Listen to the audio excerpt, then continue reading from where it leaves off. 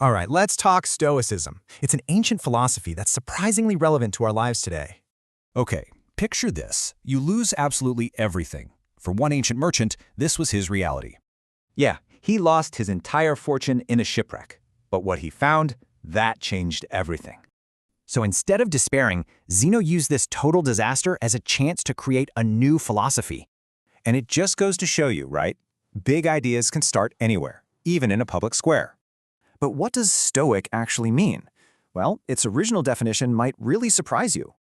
The Stoics believed in something called logos, the idea that the universe has a rational, understandable order. And here's the big takeaway. You can't control what happens, but you can always control your reaction. So, they didn't focus on changing the world. They focused on changing themselves using 4 key virtues. And these weren't just abstract concepts. They were a practical toolkit for living a good life. The famous Stoic Seneca said, "Courage isn't just for epic battles. Sometimes just living takes courage."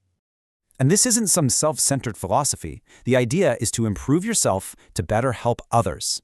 Even one of the most powerful men in the world, Emperor Marcus Aurelius, used it to lead.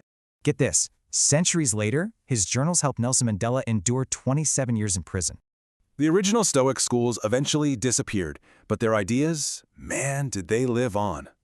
You can actually see its influence everywhere, from Christian theology to Buddhist concepts of tranquility. But its biggest modern impact? That comes from this one powerful idea from the philosopher Epictetus. Sound familiar? It should.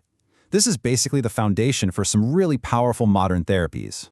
Viktor Frankl even developed his therapy after surviving a concentration camp, a true testament to these ideas. So it all comes down to this one question. What causes our suffering? The events or our judgment of them?